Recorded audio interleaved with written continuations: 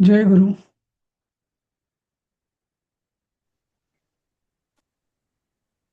जय गुरु. जय गुरु.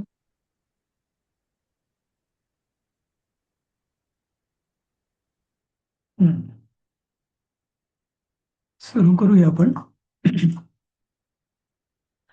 काल मला वाटतं आपण 17वा श्लोक पूर्ण केला होता, बरोबर? हो सर. हा, मी पुढे जाणार होतो पण तेवढा वेळ राहिला नव्हता. मग कोण वाचेल 18वा श्लोक?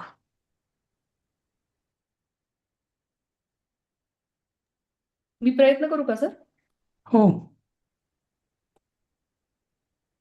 उदारा सर्व एवैते ज्ञानी त्वात्मैव मे मतम् आस्थितः स हि युक्तात्मा मामेवानुत्तमां गतिम्. हा, बाकी बरोबर आहे. फक्त ना एक लक्षात ठेवायचं, विसर्गाच्या नंतर जेव्हा स येतो ना तेव्हा तो डबल, हा, म्हणजे विसर्ग म्हणायचाच नाही, डबल स करायचा.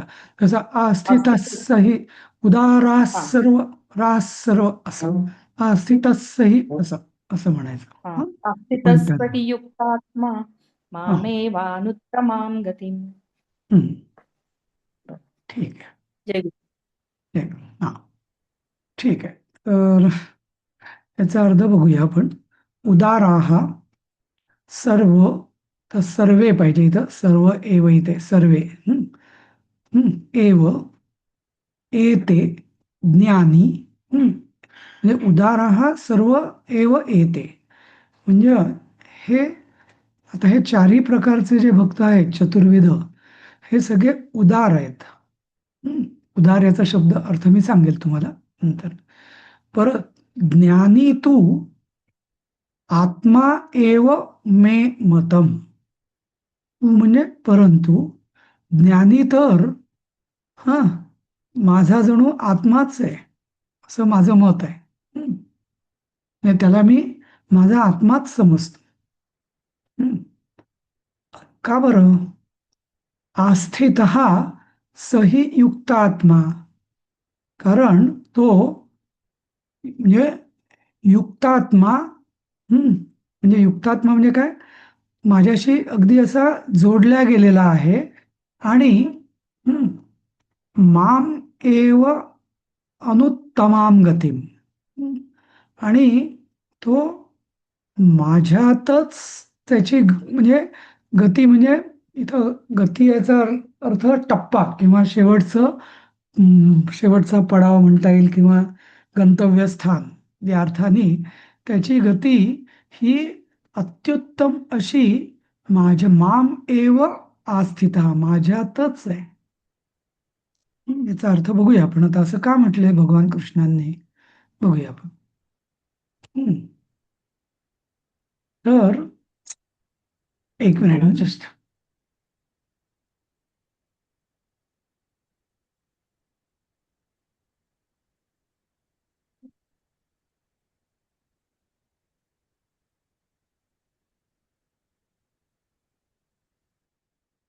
हा, तर पहिलं जे चरण आहे त्यात म्हणतायत भगवान की एव एते सर्वे उदाराः एव.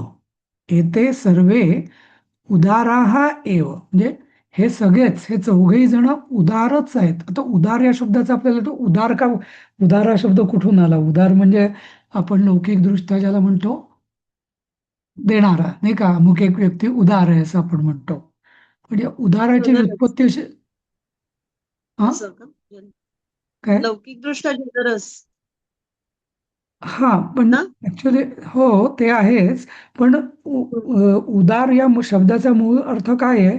की वर देणारा. वर म्हणजे खूप काही देणारा. उत अधिक राती. अच्छा. उत रात, राती ददाती. राती म्हणजे देणारा, म्हणजे देणे. हं? आणि उत आरा म्हणजे वरती देणारा, म्हणजे नेहमी तो वर देत असतो. ज्याला आपण म्हणजे वर, एखाद्या परमेश्वराने वर दिला म्हणजे काय? हं? तर जे काय नव्हतं त्याच्याकडे आशीर्वाद. तो तो देत असतो. हा, नाही, जे नव्हतं ते देतो. आपल्याकडे जे नाहीये ते तो देतो म्हणून त्याला वर देतो असं म्हणतात. उत म्हणजे वर, नाही का? संस्कृतमध्ये उत हा जो उपसर्ग आहे हा वरचा आहे. जसा अव हा खालचा आहे तसा उद हा वरचा आहे. तर उदारा उत राती इथे उदारहा, जो वरचं देत असतो, सगळं भरपूर देत असतो त्याला उदार म्हणतात. तर आता हे देतात म्हणजे काय करतात? सगळे चारी प्रकारचे भक्त तर हे परमेश्वराला भक्ती देतात ना. सगळं समर्पण म्हणजे सगळं ते अर्पण करतात, स्वतःचं सगळं देतच असतात. बरोबर आहे. त्यामुळे ते वरती परमेश्वराला ते त्यांची भक्ती देतच असतात चारी प्रकारचे. म्हणून भगवान म्हणतायत की येते हे सगळे उदारच आहेत, देणारेच आहेत, भरपूर देणार आहेत. पण मग तरी मग आधीच्या श्लोकात काय सांगितलं की ज्ञानी म्हणजे साक्षात सगळ्यात माझा तो श्रेष्ठ आहे आणि सगळ्यात माझा तो तो मला प्रिय आहे सगळ्यात आणि मला तो सगळ्यात प्रिय आहे. असं का मी म्हटलं? तर कारण ज्ञानी आत्मा एव मे मतम, कारण तो तर साक्षात मीच आहे. त्याच्यात आणि माझ्यात फरकच नाहीये. हं. कारण काय? की सहा तो युक्त आत्मा म्हणजे त्याचा तो आत्मरूपाने माझ्यात युक्त झालेला आहे. हं. आणि त्यामुळे त्याची अनुत्तमाम गतीम, त्याची अत्युत्तम गती ही माझ्यातच स्थित आहे. स्थिता म्हणजे जवळ येऊन स्थिर झालेली आहे, माझ्यामध्येच स्थिर झालेली आहे. असं काय म्हटलं कृष्णाने? तर याचं मी तुम्हाला जे सांगितलं होतं काल, की आर्तभक्त जो असतो तो त्याचं मन जे असतं ते भगवंताकडे असतं का? पूर्णपणे नाही. त्याचं मन काहीतरी संकट बिंकट म्हणजे 100% परमेश्वराकडे मन असतं का त्याचं? नाही. तो संकटाचा विचार करतो, परमेश्वराला तो भजत असतो पूर्णपणे. हं. दुसऱ्या कोणाला भजत नाही तो. हां. पण तरी एक डोकं त्याचं संकट, अडचणी हे ते याच्यावर असतं. नंतर अर्थार्थ्याचं पण तसंच. त्याला काहीतरी हवं असतं. चा धन, गाडी, पैसा, अडका, काय-काय, जमीन जुमला वगैरे काहीतरी त्याला हवं असतं. प्रकृती, तब्येत, मुलं-बाळं वगैरे, वगैरे काहीतरी त्याला हवं असतं. म्हणजेच त्याचं मन 100% कारण 100% जर परमेश्वरात जर त्याचं मन असेल, तर ह्या गोष्टी त्याला विचार तरी करेल का तो? नाही. तिसरं, जिज्ञासू जो आहे, तो त्याचं मन नाही, पण त्याची बुद्धी अजून जरा थोडी म्हणजे इकडे-तिकडे हे बरोबर आहे का? ते बरोबर आहे का? वगैरे, वगैरे. तर आता हे कसं, की जसं म्हणजे आपल्याला जर एखादी गोष्ट माहिती नसेल एखाद्या जागेची, तर आपण थोडं त्याला म्हणतात अलर्ट असतो, नाही का कुठेही. समजा मी नवीन गावात गेलो किंवा नवीन ठिकाणी गेलो, तर मी अलर्ट असतो. कारण काय? मला त्या जागेची पूर्ण माहिती नसते. त्यामुळे जिज्ञासू चौकस दृष्टीने मी सगळं माहिती करून घेत असतो आणि सावध असतो. पण तेच जर समजा माझं घर असेल, तर तिथे मी सगळं मला माहिती आहे. घराचा कानाकोपरा सगळा माझ्याच घराचा कानाकोपरा मला माहिती आहे. त्यामुळे मी असा सावध असतो का? नाही. त्यामुळे मला माझी पूर्ण बुद्धी ही मी जे मला काम आहे त्याच्यात लावू शकतो. पण जेव्हा मी जिज्ञासू असतो, तेव्हा माझी बुद्धीचा 10% 20% भाग तरी मी असा शोधक किंवा काहीतरी चिकित्सक किंवा काहीतरी शंका किंवा काय ज्या माझे संशय असतील ते दूर करण्यासाठी वापरत असतो. बरोबर? तर पहिल्या प्रकारचे जे 3 प्रकारचे जे भक्त आहेत, यांचं 100% मन आणि 100% बुद्धी ही परमेश्वरात असते का? नाही. हं. आणि म्हणून परमेश्वर असं म्हणतात, की जो ज्ञानी भक्त जो आहे, तो साक्षात मीच आहे. कारण त्याचं मनही नाही, मनही दुसरीकडे नाही, मनही माझ्यातच आहे, बुद्धी माझ्यातच आहे. भक्ती तर त्याची माझ्यावरतीच आहे, दुसऱ्या कोणाची तो करतच नाही, की जे सगळेच जण करतात तसं. समजलं? म्हणजे ज्ञानी पुरुष हाच माझा परमेश्वराचा अत्यंत आवडका आणि त्याला तो मीच का समजतो? म्हणजे इव्हन तो माझा आवडताही असं म्हणत नाही तो परमेश्वर. तो म्हणतो की तो मीच आहे. माझ्यात आणि त्याच्यात काही फरकच नाही. हं. तर याचं कारण तो मी जसा विचार करेल तसाच तो विचार करेल, म्हणजे इतकं त्यांचं तादात्म्य असतं. हम्म. तर हे परमेश्वराशी तादात्म्य म्हणजे परमेश्वर जसा वागेल तसंच आपण वागू शकणं, तसाच विचार, तो जसा निर्विकार आहे तसंच आपण निर्विकार असणं, तो जसा सगळ्यांचं कल्याण करणार आहे तसंच आपली कल्याणप्रद दृष्टी असणं, त्याच्या मनात कोणाविषयी हेवादावा नाही, आपल्याही मनात नाही, असं पूर्ण तादात्म्य, त्याच्या मनात काही चंचलता नाही, त्याच्या बुद्धीत पूर्ण स्थिर आहे, स्थितप्रज्ञ आहे, तो स्थिर आहे, असं पूर्णपणे त्याच्याशी तादात्म्य असणं म्हणजे त्याच्याशी आत्मरूप, म्हणजे ते परमेश्वराची सांगायची पण आवश्यकता नाही, नाही का? कारण तो आणि भक्त आणि तो परमेश्वर, मला वाटतं कृष्णाने हे बऱ्याचदा सांगितलेलं आहे. 3ऱ्या अध्यायात पण आपण बघितलं होतं, नाही का? 2ऱ्या अध्यायात, हे तो आणि मी एकच आहे, त्याच्यातून माझ्यात फरकच नाही.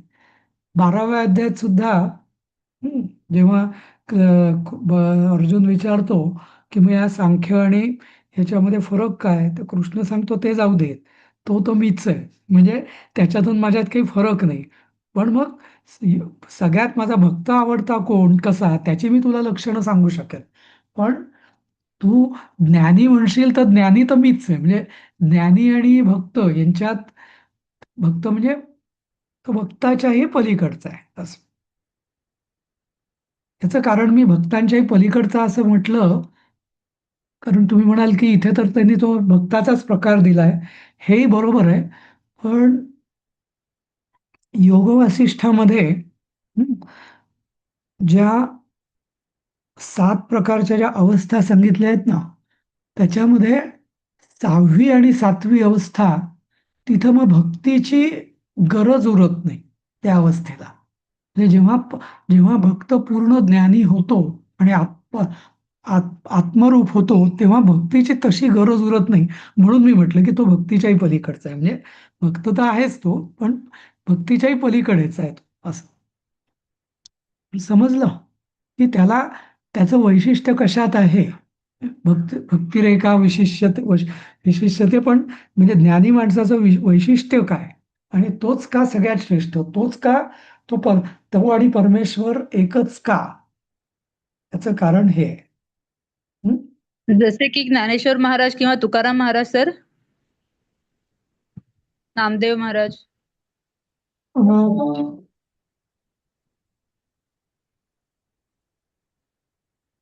सर, तुम्ही ते म्हणालात की योग वशिष्ठामध्ये 7 प्रकारच्या अवस्था सांगितल्या आहेत, तर अं, त्या कोणत्या आहेत ते आम्हाला कळू शकेल का?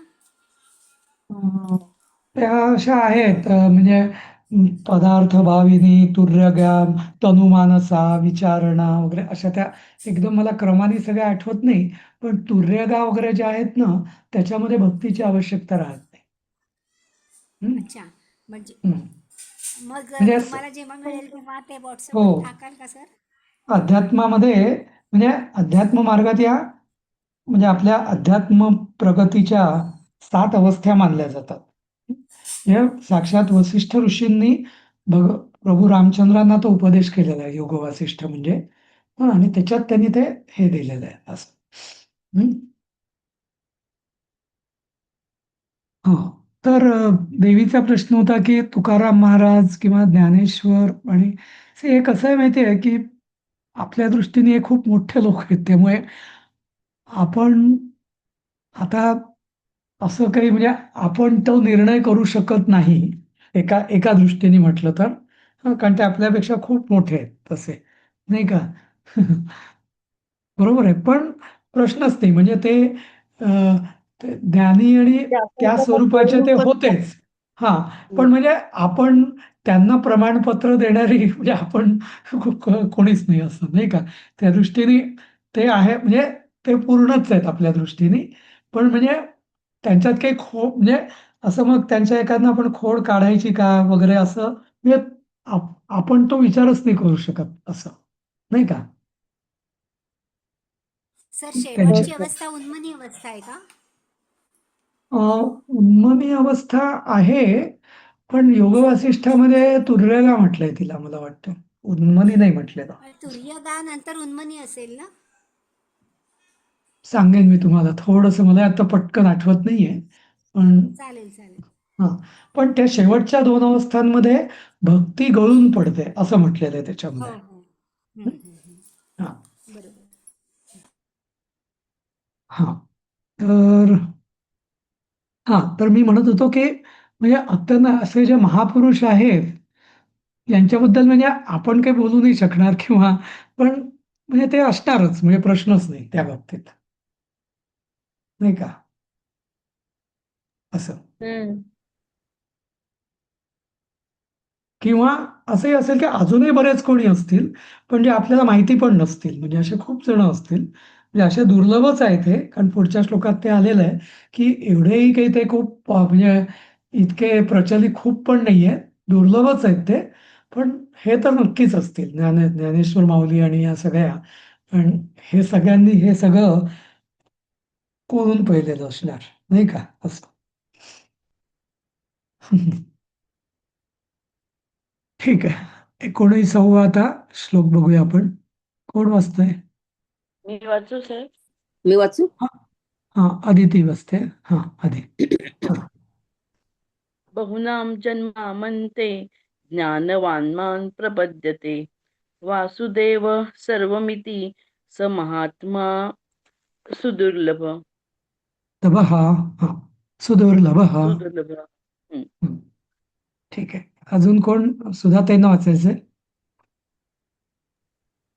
बहूनां जन्मनामन्ते ज्ञानवान् मां प्रपद्यते वासुदेवः सर्वमिति स महात्मा सुदुर्लभः. हा, तर बहूनाम जन्मताम अंते हं, ज्ञानवान माम प्रपद्यते वासुदेवः सर्वम इति सर्वमिति सहा महात्मा. हा, महात्मा सुदुर्लभ.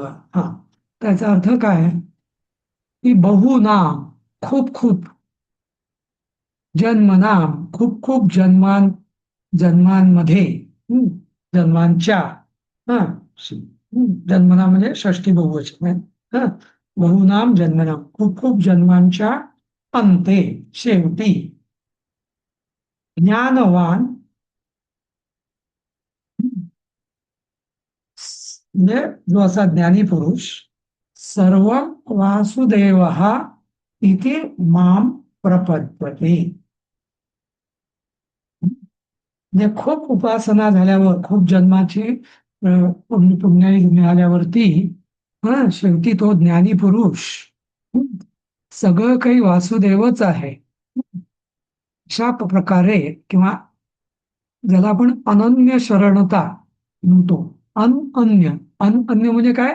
अन्य कोणीही नाही. अशा रीतीने तो परमेश्वराला प्रपद्यते. प्रपद्यते म्हणजे शरण जातो. पद्यते म्हणजे जातो, प्रपद्यते म्हणजे भजतो किंवा शरण जातो. दोन्हीचा अर्थ जवळपास एकच. हे सगळे जे आपण म्हणतो ना, भगवान, भज, भजते, भजन, भक्ती, हे सगळ्याचं भज धातूपासून हे सगळे शब्द आलेले आहेत. भगवान ज्याची भक्ती केली जाते तो भगवान, भजन ज्याच्यात भक्ती केली जाते ते भजन, नाही का. भक्ती, भजनाचं कृत्य म्हणजे भक्ती असं. तर असं तो म्हणजे आणि असा महात्मा सुदुर्लभ आहे. असा काही असा 10त एक मिळेल असं नाही, खूप दुर्लभ आहे. म्हणजे 10,000 किंवा लाखातनं एखादा असू शकेल असं माझा कयास आहे. म्हणजे असं कारण का आता इथे फार कृष्णाने एकाच वाक्यात खूप गोष्टी सांगितलेल्या आहेत या श्लोकामध्ये. काय? बहुनाम जन्मताम अंते म्हणजे काय की हा जो प्रवास आहे ज्ञानी होण्याचा, हा काही एका जन्माचा नाहीये. हा खूप खूप जन्मांचा हा प्रवास आहे. म्हणूनच तो कृष्ण सांगतायत की बहुनाम जन्मताम. नंतर अं, तर म्हणजे आता असं आपल्याला वाटत असेल की एवढं म्हणजे किती किती लागणार हे सगळे जन्म वगैरे, तर कृष्ण इथे देत आहेत की त्याला खूप जन्म लागणार ज्ञानी व्हायला, असं इथे कृष्ण सांगतात. हं? त्यामुळे आपण म्हणजे पी हळद की हो गोरी असा हा प्रकार नाहीच आहे.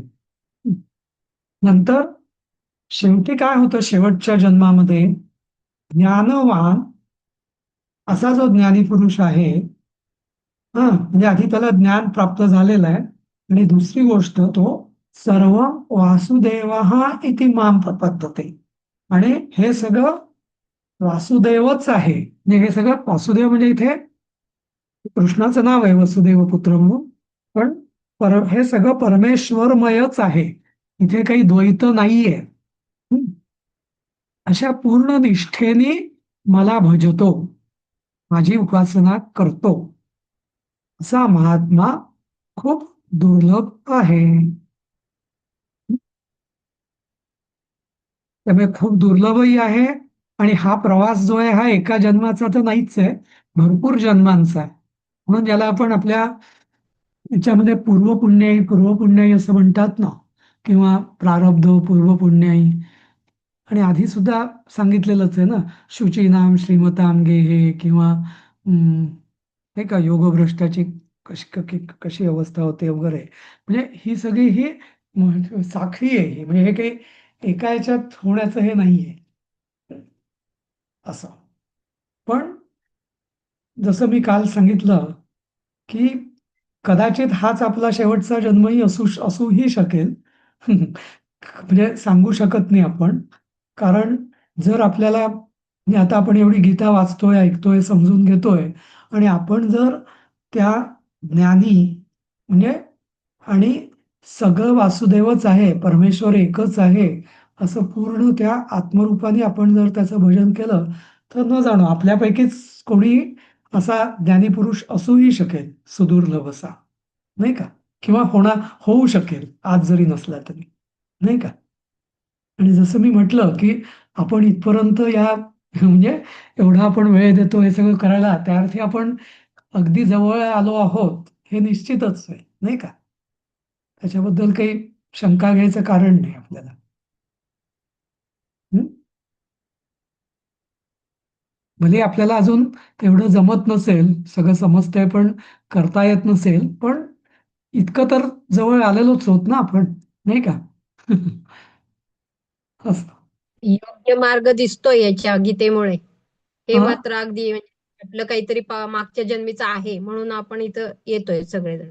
एक्झॅक्टली. नाही तर आपण एवढे सगळे लोक आहेत, म्हणजे आपण कितीतरी जणांच्या संपर्कात सगळेच येतो करत मग. नाहीत ना. मग हा. पण म्हणजे बाकी पण करतच असतील त्यांच्या त्यांच्या बुद्धीनुसार, पण आपण जे करतोय म्हणजे त्याच्या अर्थ आपण इतके जवळ आलेलोच आहोत ना, असं, नाही हो का? ना. हा, ठीक आहे. तर त्यामुळे असा जो ज्ञानी आहे, तो त्याचं महत्व काय, तो विशेष प्रिय का, तो विशेष का, आणि तो सुदुर्लभ का, हम्म, आणि त्याची वैशिष्ट्य काय, वेगवेगळ्या श्लोकात, गेल्या 3 श्लोकात त्यांनी भगवंतांनी वेगवेगळी वैशिष्ट्य सांगितली, नाही का? तर ती वैशिष्ट्य म्हणजे आपणही आचरणात आणण्याचा प्रयत्न करायचा. आणि इथं वासुदेव सर्वम इति माम प्रपद्यते हे फार महत्वाचं आहे. कारण का, की बऱ्याचदा आपल्याला जी धरसोड वृत्ती असते ना आपली, की कधी कधी या देवाला साकडं घाल, कधी त्या देवाला जाल, कधी शिर्डीला जा, कधी शेगाव, मी उदाहरण देतोय मी. असं म्हणजे 10 ठिकाणी आपण प्रयोग करून पाहत असतो, याने मार्ग मिळेल का, तसं नाही, नाही का? एक आपण कुठली तरी कास एकदा मार्ग चोखाळण्याआधी, नक्की करण्याआधी आपण विचार करावा. आपण एकदा तो मार्ग म्हणजे अद्वैत मार्ग पकडला की मग मात्र तिथं पूर्ण स्वतःला झोकून देणंच अपेक्षित आहे, नाही का? की असा मार्ग की ज्याच्यामध्ये म्हणजे आज जरी आपलं द्वैत विचार असला तरी त्या मार्गात पूर्ण तो आपल्याला अद्वैताकडे नेऊन आपल्याला असा पाहिजे की जेणेकरून आपल्याला पुन्हा पुन्हा मार्ग किंवा शाळा बदलणे, विषय बदलणे, वर्ग बदलणे याची भानगडच पडायला नको, असं, नाही का? सर मग हे लोक जरा सगळ्या तीर्थक्षेत्रांना भेट वगैरे देतात, तर ते चुकीचं आहे का? नाही, चुकीचं नाहीये, तो प्रवास आहे. हम्म. जसं मी म्हणतो की म्हणजे लौकिकदृष्ट्या आपण म्हणतो शिक्षण क्षेत्रामध्ये सगळ्यात वरची डिग्री कुठली, तर PhD उदाहरणार्थ, नाही का?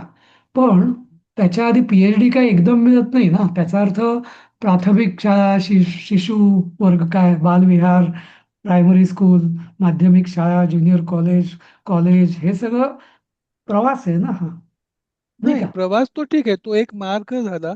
पण हे हा. तीर्थक्षेत्र जायचं म्हणजे मी कॉमर्स पण घेतलं, मी सायन्स पण घेतलं, मी आर्ट्स पण घेतलं, मी आर्किटेक्ट पण घेतलं, अशा टाईपचा प्रवास झाला ना मग.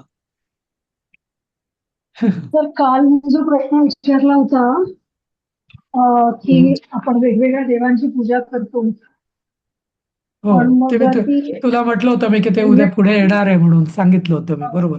ऍक्च्युली अजून ते पुढच्या 2-3 श्लोकात ते येणार आहे. ऍक्च्युली पुढच्या श्लोकात ते येणार आहे. हा.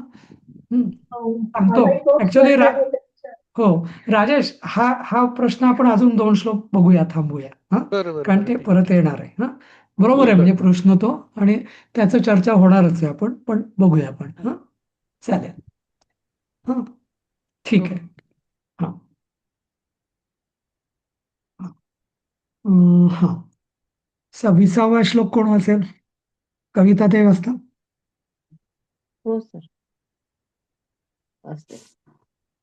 कामैस्तैस्तैरतज्ञाना प्रपद्यन्तेऽन्यदेवताः तन्तन्नियममास्थाय प्रकृत्या नियता स्वया. छान. अजून कोणाला वाचायचं आहे? तर मी वाचू का? हो, वाचा. कामैस्तैस्तैर्हृतज्ञानाः प्रपद्यन्तेऽन्यदेवताः तन्तन्नियममास्थाय प्रकृत्या नियता स्वया. एक थोडीशी सुधारणा सांगतो. जेव्हा आपण असं ज्ञाना आणि प्र येतं ना, तेव्हा तो विसर्गाचा लोप करून त्याच्यात अर्धा फ करायचा. कामैस्तैस्तैर्हृतज्ञाना प्रपद, फ असा हलका फ म्हणून ज्ञाना प्रपद्यन्तेऽन्यदेवता, असा. हं? हम्म. हं. ठीक आहे सर. हा, ठीक आहे. तर कामैहि तैहि तैहि हृतज्ञाना, हला ऋषींचा ऋ, हृतज्ञानाः प्रपद्यन्ते अन्य देवता. आता इथे इतर देवतांचंच आपण जे म्हणत होतो ना, तर त्याचंच आता चर्चा सुरू करतायत भगवान. तम तम नियमम आस्थाय प्रकृत्या नियता स्वया, नियताः स्वया. तर आता इतर देवतांचं भक्ती म्हणजे त्या त्या, तैही तैही म्हणजे त्या त्या, कामैही, कामैही म्हणजे आसक्ती, त्या त्या आसक्तींद्वारा हृतज्ञानाः म्हणजे ज्यांचं ज्ञान किंवा ज्यांचं काय त्याला म्हणतात, बुद्धी, विवेक बुद्धी. हा, हृत म्हणजे हरती म्हणजे हरण होणे, ज्यांच्या बुद्धीचं हरण झालंय, किंवा जे बुद्धी त्यांची विवेक बुद्धी नीट काम करत नाहीये, या अर्थाने म्हणतात ते. हा, ते काय करतात? स्वया प्रकृत्या म्हणजे आपल्या प्रकृतीनुसार. आता प्रकृती म्हणजे काय? त्रिगुणात्मक प्रवृत्ती असते, सत्व रज तम. आपल्या प्रकृतीनुसार नियता, नियता म्हणजे निश्चित करून, ठरवून. हं, तम तम म्हणजे काय? त्या त्या. नियमम आस्थाय अन्य देवता प्रपद्यन्ते, तर त्या त्या नियमांना धारण करून किंवा त्या त्या नियमांचं पालन करून अन्य देवतांचं ते भक्ती करतात. बघा आता काय लक्षात घ्या की काय काय म्हणतात, पुन्हा आपण बघूया की इतर देवतांच्या उपासना लोक का करतात. सर, राजेशने जो प्रश्न विचारला होता, तोच त्याचंच थोडंसं उत्तर भगवान देत आहेत. की असे लोक त्या त्या आसक्तींच्या कामनाद्वारा, त्या त्या आसक्तीद्वारा त्यांची बुद्धी थोडी मोहित होते, म्हणजे विसरतात ते. विवेक बुद्धी त्यांची थोडी नष्ट होते, म्हणजेच ते थोडे मोहात पडतात.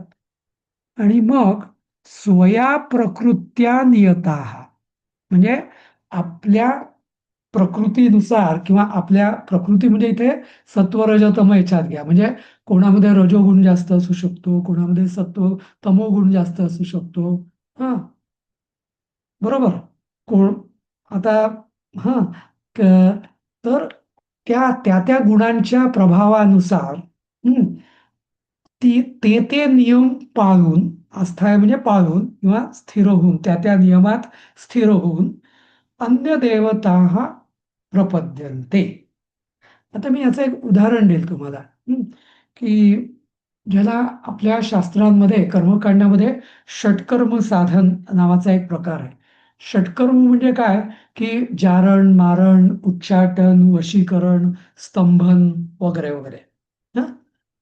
तर ही सगळी जी कर्म आहेत, ऐकलं असेल तुम्ही, हल्ली फारसं याचं नाहीये, पण पूर्वी बऱ्याचदा हे ऐकायला यायचे प्रकार, नाही का?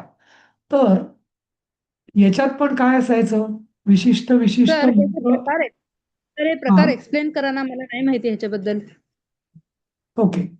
तर वशीकरण, वशीकरण म्हणजे काय, की एखाद्या व्यक्तीला आपल्याला वश करायचं असेल तर त्याच्यावर काहीतरी मंत्र टाकणे, मंत्राचा प्रयोग करणे.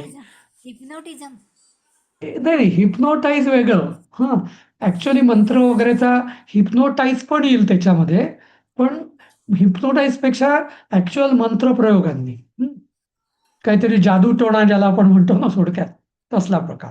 हां, नंतर जारण, जारण म्हणजे काहीतरी जार, म्हणजे एखाद्या स्त्रीला आपल्या नादी लावणे, त्याला म्हणतात जारण.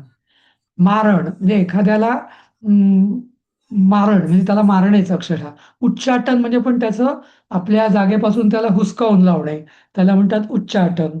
हां, तर असे षटकर्म असतात ते, जारण, मारण, उच्चाटन. स्तंभन, स्तंभन म्हणजे त्याला थांबवून ठेवणे, तो हालचाल जास्त करूच शकत नाही, एका ठिकाणीच त्याला जखडला जातो तो, असं. तर असे प्रयोग आहेत आणि ज्यांचा जसा विश्वास असेल त्यानुसार. पण असे मंत्र आहेत, अशा देवता आहेत आणि त्या त्या देवतांवर तसे तसे मांत्रिक पण असतात, नाही का? म्हणजे हे सगळे जसं मंत्रोच्चार करून हे प्रकार करतात ना? काही काही वेळा मंत्रोच्चार असतात, काही काही वेळा ते काहीतरी असं काहीतरी ते आपण बघत किंवा वाचत नाही का, पिक्चरमध्ये ते त्याचं विकृत दर्शन दाखवलं असतं, काहीतरी कवटी आणा, काला जादू. हे करा, पाला करा, कोणी म्हणा बळी द्या, हे ते वगैरे वगैरे असं. तर आता ह्याच्यामध्ये त्या त्या क्षुद्र देवता असतात, काय क्षुद्र म्हणजे देवता असतात असं म्हणूया आपण. आणि त्या त्या देवतांना ते आवाहन करून, त्यांना संतुष्ट करून, काही काही त्यांच्याकडनं ती कामं हवी ती करून घेतात. मी मुद्दाम तुम्हाला एक्स्ट्रीम सांगतोय, की जेणेकरून तुम्हाला अन्य देवतांचा कन्सेप्ट लक्षात यावा म्हणून. तर आता या अन्य देवता, या ज्या देवता आहेत षटकर्म करणाऱ्या, या काय आहेत, यांच्यामध्ये एक थोडीशी शक्ती असते, ज्याला थोडीफार, ज्याला म्हणतात कोणी कोणी क्षुद्र सिद्धी म्हणतात, की मर्यादित प्रमाणात त्या तुम्हाला अशा गोष्टींसाठी मदत करू शकतात, बरोबर. तर अशा सिद्धींच्या मागे लागून काही काही लोक, म्हणजे आता उदाहरणार्थ, आता हे कोण करतात, मला एखाद्याचा राग आलेला आहे खूप, त्याचा मला बदला घ्यायचा आहे, मग मी काय करेन, मी मांत्रिकाकडे जाईल आणि मी त्याला सांगेल याला करणी. चांगलं ठेच, करणी करणे वगैरे वगैरे. करणी तर करायची. मी हे करेल. आता मी हे का केलं, म्हणजे मी मांत्रिकाकडे गेलो, मांत्रिक तर करणार आहे, तो माझ्याकडनं काय त्याची दक्षिणा घेऊन ते तो कृत्य करेल, बरोबर. पण हे मी करायला हे का प्रवृत्त झालो, कारण मला माझा स्वभाव खुनशी आहे, बरोबर. मला बदला घेण्याची माझी आग आहे माझ्या मनात, आणि तेव्हा माझा जो तमोगुण प्रबळ झालेला आहे, त्या तमोगुणाच्या प्रभावाने मी त्या मांत्रिकाकडून हा प्रयोग करून घेतला, बरोबर. मग त्यांनी मला सांगितलं, तू रात्री 12 वाजता स्मशानात असं कर तसं कर वगैरे, म्हणजे उदाहरण देतो मी. तर तसं मी सगळं केलं. कारण म्हणजे तम नियमम आस्थाय, म्हणजे त्या प्रयोगाचे ते नियम आहेत, तर ते पालन करून मी त्या अन्न देवतांचं भजन केलं आणि मला जे हवं ते मी करून घेतलं. आता तुम्ही म्हणाल की हे मी केलं मग असं कसं खरंच होतं का? तर जसं चांगल्या देवता असतात तशा अशाही देवता असतात. म्हणजे या शक्ती असतात. त्यांना काही प्रमाणात त्या शक्ती असतात आणि समोरची व्यक्ती तिची शक्ती किती आहे स्वतःची त्यावर त्याचा किती परिणाम होतो ते ठरतं, नाही का? असं बऱ्याच जणांच्या बाबतीत झालेलं आहे. म्हणजे आपण मानतो, नाही का? जनरली सगळे लोक हे मानतात. म्हणजे याला न मानायचं की कारण नाही असं. आता असंच काही वेळा धनाच्याही बाबतीत होतं. ठीक आहे बाबा, हे मी षटकर्म सांगितलंय जरा थोडं दुसऱ्यावर काहीतरी त्रास देण्यासाठी होतं, बरोबर? पण आता असंच धनप्राप्तीसाठी पण काही प्रयोग असतात. अमुक एक देवतेचं एवढा मंत्र जप करा, मग तुम्हाला हे होईल, ते होईल. तसंच आता कोणी लोक शनीचा जप करतात. म्हणजे उदाहरण देतो मी, मला 7.5 आहे, मग मी शनीचा जप करतो, बरोबर? कोणी राहूचा जप करतो, कोणी केतूचं काहीतरी करतो, कोणी त्याचं हे करतो, वगैरे वगैरे, बरोबर? आता शनी शनी ही देवता किंवा शक्ती आहे का? आहे, आपण मानतो. लोकांना अनुभव येतात त्याचे. त्या जप केल्याने ती बाधा दूर होते असे पण अनुभव येतात, नाही का? आता ह्या झाल्या सगळ्या अन्य देवता, नाही का? तेव्हा मी आर्ततेने काय करतो, मला कोणीतरी उपदेश करतो की हे शनीचा 10,000 जप कर, मी करतो तसं. आता भगवान इथं सांगतात की कामैस्तैतै हृतज्ञाना. म्हणजे मला काहीतरी वाटतं की मला 7.5 आहे आणि म्हणून मी माझं डोकं बाजूला ठेवून मी या गोष्टी करायला लागतो. समजलं? वास्तविक पाहता जर मला 7.5 असेल तर ते माझं प्रारब्ध आहे, बरोबर? ते प्रारब्ध मला भोगणं आहे. मग मी उगीच माझा वेळ व्यर्थ घालवावा का? नाही, नाही का? मी परमेश्वराची उपासना करावी, तो आहेच सगळं बघणारा, नाही का? पण माझं काय होतं, मी भरकटतो. मी कधी शनीची करतो, कधी मंगळाची करतो. मग कधी कोणी ते मला सांगतं इकडे तिरुपतीला जाऊन ये, तिरुपती लगेच 6 महिन्यात तुला नोकरी मिळेल. कोणी सांगतं शिर्डीला 1 किलो सोनं दे, वगैरे वगैरे काहीतरी. म्हणजे सिद्धिविनायकाला जा, मग मी 10 तास लाईनीत राहतो, बरोबर? हे भक्त आहेत, पण हे अन्य देवतांचे भक्त आहेत, हे लक्षात घ्या तुम्ही. आणि यांच्या सायकोलॉजिकल इतकं परफेक्ट अनालिसिस तुम्हाला कुठं मिळणार नाही, जे भगवंतांनी सांगितलेलं आहे की तैही तैही कामैही हृतज्ञानाः. त्यांच्या आसक्तीद्वारा त्यांची बुद्धी मोहित झालेली आहे, ज्ञान हरण झालेलं आहे आणि मग स्वया प्रकृत्या म्हणजे आपल्या स्वभावानुसार प्रेरित होऊन ते त्या नियमात करून त्या गोष्टी करत असतात, अन्य देवतांची उपासना करत असतात. समजलं? हो. आता हे सर, बरोबर समजलं. हे बरोबर का चूक आहे, हे बरोबर का चूक हे पुढच्या श्लोकात आहे, त्यामुळे त्याचं चर्चा आपण तेव्हा करूया. पण हा कन्सेप्ट समजला का की कुठलीही व्यक्ती अन्य देवतांची उपासना करायला का प्रवृत्त होते? तिच्या स्वभावानुसार. आणि तिचा स्वभाव हा ती मोहित झाल्यामुळे ती मूळ विवेक बुद्धी तिची कमी होते. नष्ट नाही होत, कमी होते. ती विवेक बुद्धी मोहित का होते? कारण त्याची आसक्ती आणि ममता याच्यामुळे. असं तर ते समजलं? उच्चाटनाचं काय सांगितलं तुम्ही? उच्चाटन? हो, जाऊ दे हो. उच्चाटन म्हणजे कोणाला तरी उखडून टाकणे. म्हणजे असं कोणीतरी माझ्या इथे घर काहीतरी बांधलंय, त्याला उखडून टाकायचं किंवा त्याचा आता त्यांनी एखाद्या पदावर बसला, त्याला त्या पदावरनं पदच्युत करणे, त्याला म्हणतात उच्चाटन. असं उच्चाटन असं. जसं आता अमेरिका आणि इराणवर चाललंय एकमेकांवर हं. उच्चाटन करणे. नाही, ते वेगळं. इथं इथं हा सगळा मंत्रप्रयोग आणि देवतांच्या उपासनाद्वारे असं काही करणं, इथं आपण तो विषय हं. बोलतोय. म्हणजे हे सगळे प्रयत्नांद्वारे नाही. करण्याचे प्रकार आहेत सर. करणी या सगळ्या म्हणा, मंत्र अवस्थातून म्हणा. जाऊन शेवटी ज्ञानी बनतो माणूस. हा